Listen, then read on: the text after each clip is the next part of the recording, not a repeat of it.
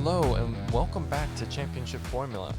I'm Casey, and today we're going to be looking at the Bengals Free Agency and how they've been improving their team this far in the offseason. Bengals were 2-14 last season, dead last, and had many different areas that they needed to work on in order to improve. The Bengals' main weaknesses were mainly from the offensive line and virtually every spot on the defense.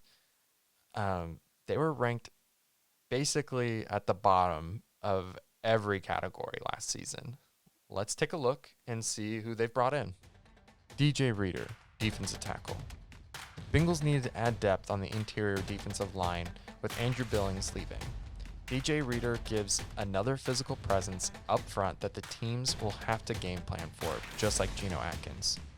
Cincinnati was ranked 23rd in run defense and needed another player with run-stuffing abilities, and that's what Reader brings to the table. The Bengals will go under the radar this season as an underrated defensive line, and who knows, they could pick up more depth on the edge and really be a force.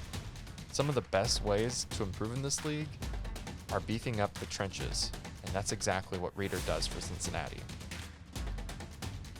Trey Waynes, cornerback.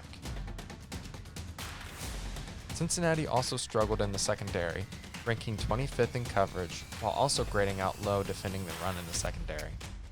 Trey Waynes gives the Bengals a solid man-to-man corner with upside in the tackling department to help the run game.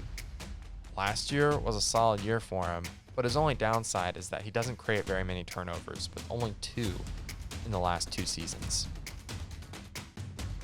Mackenzie Alexander, cornerback.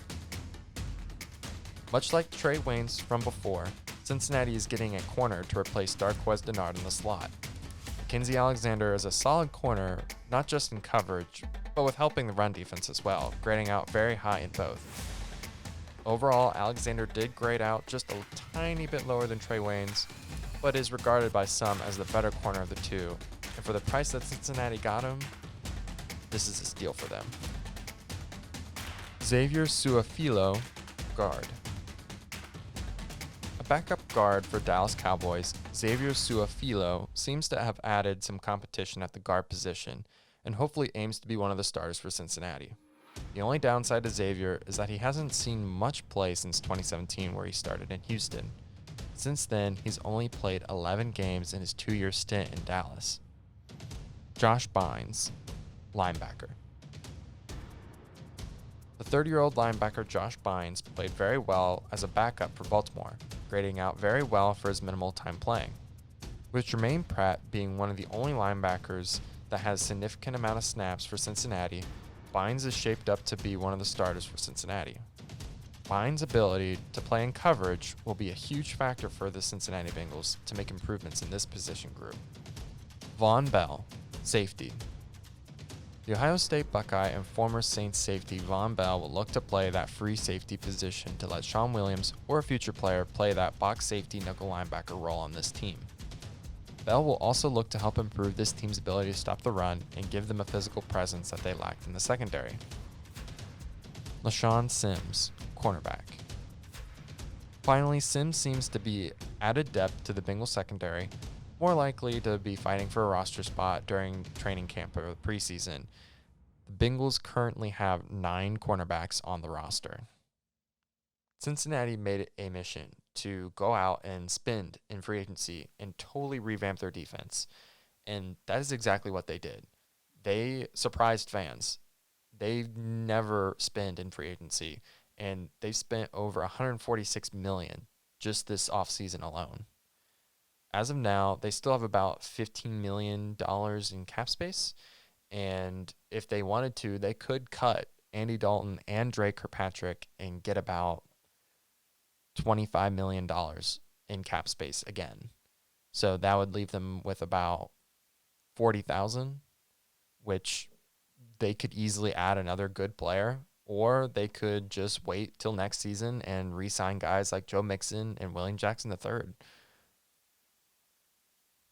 Overall, I would give Cincinnati probably a B to a B+. This free agency pool was pretty good for them. They got solid players in every single category that they really needed, except for offensive line, which is why I kind of graded them a little bit lower than an A. With the draft coming up and they likely picking up Joe Burrow, there's a possibility at number 33 that these guys will pick an offensive lineman like tackle Ezra Cleveland or guard Jonah Jackson. And there's a possibility that they might still try to improve that linebacking core and pick up a guy like Patrick Queen or Kenneth Murray. And if it were me and they want to be very aggressive this draft, I would pick up a guy like Denzel Mims, or if Justin Jefferson is on the table, those guys are just too good to pass up on. And that's the Bengals free agency review. Next episode is going to be on the Redskins. I'm going to do an in-depth analysis on them. And if you like the video, please subscribe. Another episode will be coming soon. And this has been Championship Formula, signing off.